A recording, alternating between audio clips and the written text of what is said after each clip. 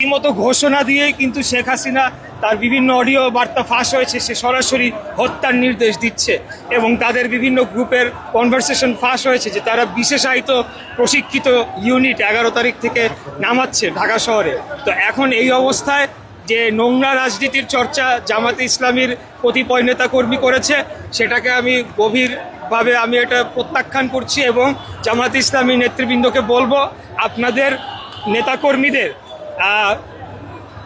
সংযত রাখার দায়িত্ব আপনাদের। তাই আপনারা এখন দেশের সংকট অনুধাবন করে আপনাদের নেতাকর্মীদের সংযত করবেন, আমাদেরকে ঐক্যবদ্ধভাবে এখন আগামী নির্বাচনকে সুষ্ঠু এবং শান্তিপূর্ণভাবে সম্পন্ন করে শান্তিপূর্ণ উপায়ে ক্ষমতা হস্তান্তরের পথ নিশ্চিত করতে হবে। তা না হলে পরে বাংলাদেশ গভীর সংকটে পড়বে এবং সেটার জন্য যদি কোনো ধরনের বাধা আসে তাহলে সেটার জন্য তারাও দায়ী থাকবে, যারা আজকে আমাদের উপর অঙ্গুলি হেলন করছে, আমাদের নেতৃবৃন্দের উপর অঙ্গুলি হেলন করছে।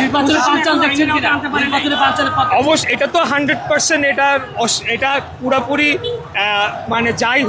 যাই হতে যাচ্ছে সেটা সম্পূর্ণভাবে একটা শান্তিপূর্ণ নির্বাচনকে বানচাল করার জন্যই হতে যাচ্ছে।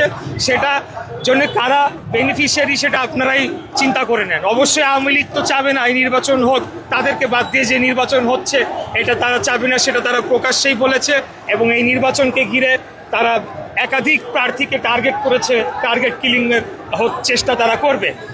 এর বাইরে আর কারা লাভবান হতে পারে নির্বাচন না হলে সেটা আপনারাই চিন্তা করে নেন। তবে আমি মনে করি এসব করে লাভ হবে না। দীর্ঘ 17 বছর আমরা আন্দোলন সংগ্রাম লড়াই করেছি, আমরা ক্ষমতার জন্য লড়াই করি নাই, জনগণের ভোটের অধিকার প্রতিষ্ঠার জন্য লড়াই করেছি। তাই আমাদের নেতা দেশনায়ক জনাব তারেক রহমান যে আহ্বানটি জানিয়েছেন যে আমরা সরকারকে সহযোগিতা করতে চাই এবং যে আমরা শঙ্কিত নাই, আমরা কোনোভাবেই ভীত নই, তবে এই যে নিরাপত্তা নিশ্চিতের বিষয়টি সম্পূর্ণরূপে সরকারের উপর নির্ভর করছে। সরকারকে এবং প্রশাসনকে আমাদের নেতা দেশনায়ক জনাব তারেক রহমানের পরিপূর্ণ নিরাপত্তা নিশ্চিত করার, এটা অ্যাসেসমেন্ট করার এবং কি কি প্রয়োজন সেটা নিশ্চিত করার দায়িত্ব সরকারের। আমরা এটাও মনে করি গতকালকে যে শরীফ ওসমান হাদির উপরে যে হামলা ঘটনাটি ঘটেছে সেটার জন্য সরকার সম্পূর্ণরূপে ব্যর্থ। তাদের যথেষ্ট গোয়েন্দা তৎপরতা থাকা উচিত ছিল। শরীফ ওসমান হাদি এমনি একজন হাই রিস্ক টার্গেট ছিলেন, সে নিজেও তার ফেসবুকে একাধিকবার লিখেছেন এবং বিভিন্ন ইন্টারভিউ বলেছেন যে বিভিন্ন আননোন নাম্বার থেকে আওয়ামী লীগ ছাত্রলীগের সন্ত্রাসীরা তাকে হুমকি দিচ্ছে।